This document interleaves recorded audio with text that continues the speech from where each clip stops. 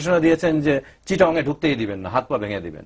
অন্যদিকে সরকারের যে সমস্ত সন্ত্রাসী লোকজন আছে যাদেরকে আপনি টিভিতে দেখলে ভয় পাবেন, যে সমস্ত মন্ত্রীর চেহারা নকশা দেখলে শিশুরা পর্যন্ত ভয় পায় এই সমস্ত মন্ত্রীর চেহারা দেখলে, তো এরা যে ভাষায় কথা বলেছে তাতে হয়েছে কি সাধারণ মানুষের ইসলামিক, আমি যেটা বলছি ট্রেডিশনাল ইসলামের যে সেন্টিমেন্টটা ছিল আল্লাহর প্রতি, নবীর মহব্বতের প্রতি, এটা সম্পূর্ণ সরকারের বিরুদ্ধে চলে গেছে। এখন সরকারের অবস্থা দেখেন, তার ঘরের পার্টনার, বড় বড় পার্টনাররা চলে গেছে এটার পক্ষে, বিরোধী দল এটার পক্ষে, জাতীয় পার্টি এটার পক্ষে, সমস্ত ওলামারা, আলেমরা, সাধারণ মানুষরা কিন্তু সব সরকারের বিরুদ্ধে চলে যাচ্ছে। তো সরকার কি করেছে যে সরকারের বিরুদ্ধে যাচ্ছে? কারণ সরকার ধরেই নিয়েছে যে এরা আমার প্রতিপক্ষ, এরা তো তার প্রতিপক্ষ না। এদের দাবি কি, আল্লামা শাফি সাহেবের দাবি কি ছিল তত্ত্বাবধায়ক সরকারের অধীনে নির্বাচন? কখনোই দাবি ছিল না। তার কি দাবি ছিল গণমঞ্চ বন্ধ করা? কোনোদিনও ছিল না। উনি কি বলেছেন যে এরা নাস্তিক? কোনোদিনও না। বলছেন যারা নাস্তিক, এই আল্লাহর নবীকে বিদ্রূপ করছে, তাদের বিরুদ্ধে আমরা একটা আইন চাই। এই দেশে পশু পাখির আইন আছে, ইসলামের যে 13 দফা, এই দেশে পশু পাখির নিধনের জন্য আইন আছে, আর আমার নবীর অবমাননার জন্য কোনো আইন নাই। আমার পুরো সংবিধান সংশোধন করে এক ব্যক্তির ছবি প্রদর্শন বাধ্যতামূলক করা আছে, বঙ্গবন্ধুর ছবি, যে ওনার ছবি যদি কেউ প্রদর্শন না করে তার বড় ধরনের শাস্তি হবে, এবং যদি কেউ অবমাননা করে তার মৃত্যুদণ্ড হবে আমাদের কনস্টিটিউশনে আর্টিকেল 7 খতে। এবং যেখানে আমাদের প্রধানমন্ত্রীর বিরুদ্ধে ব্লগে একজন লিখেছিল, এক শিক্ষক নর্মাল লিখেছিল, তাকে অস্ট্রেলিয়া থেকে তার চাকরি চলে গেছে, ওখানে তাকে মামলা করা হয়েছে সঙ্গে সঙ্গে, এবং ফারাবিকে আপনার চিটাগাং থেকে ধরে দিনের পর দিন রিমান্ড নেওয়া হচ্ছে। অথচ আল্লাহর নবী যার জন্য দুনিয়া সৃষ্টি, উনার বেয়াদবির বিরুদ্ধে কোনো আইন এই দেশে থাকবে না, অথচ আমরা মুসলমান। এইটা কি ধরনের ন্যায় বিচার? আপনি বাক স্বাধীনতার কথা বলেন, আপনি মুক্তিযুদ্ধ করেছেন দেখে আপনার 7 খুন মাফ হয়ে যাবে। আজকে আমি বড় হুজুর দেখে আমি কোন অপরাধ করলে সেটা আইনে আসবে না, আর আমি মুক্তিযুদ্ধ করলে কি আমার বিরুদ্ধে কোনো আইনি কি কার্যকর হবে না?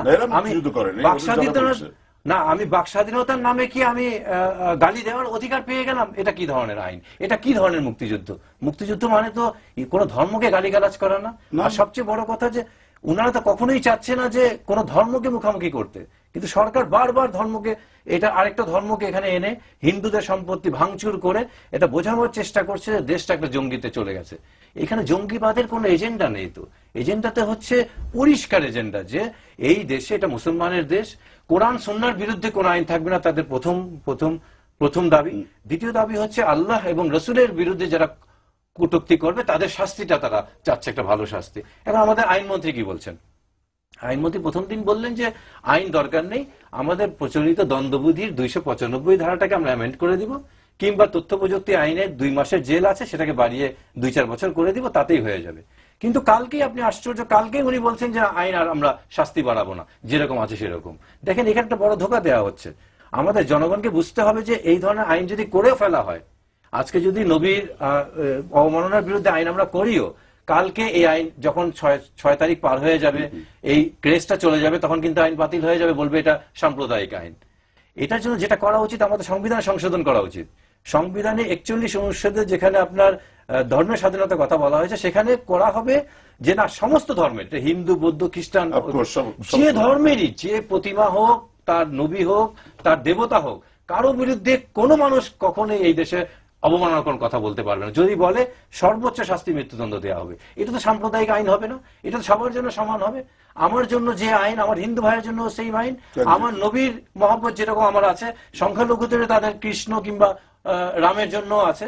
এটা তো কোনো এই দাবিটা তো কোনো সাম্প্রদায়িক দাবি না, কোনো জামাতি দাবি না, বিএনপির দাবি না। এখানে তো আমার নবী প্রেমের, যেখানে বলা হচ্ছে আমাদের ধর্মে সবচেয়ে বড় বিষয় হচ্ছে আমার জীবন, আমার সম্পদ, আমার সন্তানের চেয়ে যদি আমার নবীকে আমি বেশি ভালো না বাসি, আমি তো মুমিনই হব না। সেইখানে কিসের 6 মাস, কিসের গোলাগুলি? দেখেন আজকে হরতাল দিয়েছে, আজকে 1948 সনের 11ই মার্চ বাংলাদেশে প্রথম হরতাল হয়েছিল ভাষা আন্দোলনের বিষয়ে।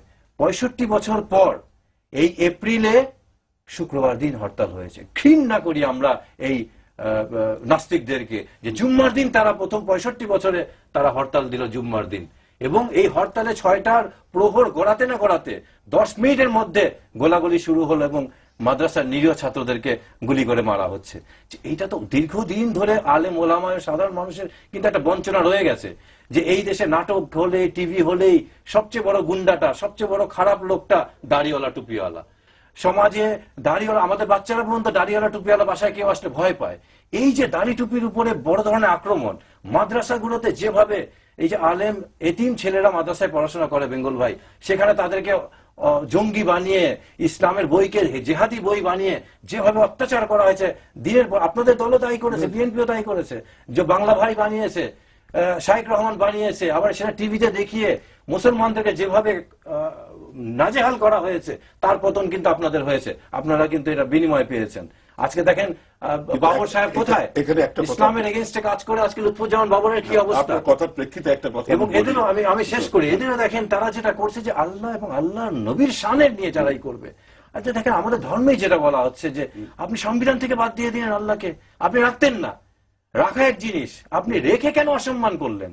আজকে এটা শুধু রাজনৈতিক বিষয় না বেঙ্গল ভাই, যারা ইসলামে 1400 বছর ধরে যারা, এটা দেখা গেছে এটা কোনো একটা দলকে, একটা রাজনীতিকে আপনি শেষ করতে পারেন। পুঁজিবাদীরা সমাজতন্ত্রকে শেষ করে দিয়েছে 90 বছরে, কিন্তু ইসলাম তো কোনো তত্ত্ব না, এটা কোনো দল না, এটা একটা ধর্ম। একটা ধর্মকে কিন্তু নিপাত করা বড় কঠিন। 1400 বছর ধরে এই নাস্তিকরা এটা চাচ্ছে, 1400 বছর ধরে পারেনি তারা, ইনশাল্লাহ এবারও পারবে না। এবং তাদের পরিণতি কি হবে এখনো যদি সরকার এই বুঝ না হয়। নমরুদ ফেরাউনের পরিণতি কি হয়েছিল, কত শক্তিশালী বাচ্চা হয়েছিল, নমরুদের কি পরিণতি হয়েছিল, মশা ঢুকেছিল তার কানের ভিতর দিয়ে, মগজের ভিতরে, জুতার বাড়ি খেলে তার মাথা ভালো থাকলো, যতবার জুতার বাড়ি খেতে তার কাছে ভালো লাগতো, এবং এই জুতার বাড়ি খেতে খেতে সে মরেছে। যারা এই দেশে ইসলামের এগেনস্টে, আমার নবীর এগেনস্টে যারা যাবে, ইনশাআল্লাহ তারা জুতার বাড়ি খেয়ে সম্পূর্ণভাবে। এখানে রাজনীতির কিছুই নাই, এটাকে রাজনীতি আপনারা আনবেন, ধ্বংস অনিবার্য। সরকারের এখন বোঝা উচিত যে এরা যদি ভোটের রাজনীতি যদি দেখেন, ভোটের রাজনীতি তো চলে যাবে এদের হাত থেকে। যদি জনগণ বুঝে যায় যে এরা ইসলামের বিরুদ্ধে, আমার মনে হয় আওয়ামী লীগের জন্য বড় ধরনের একটা বিপর্যয় হবে।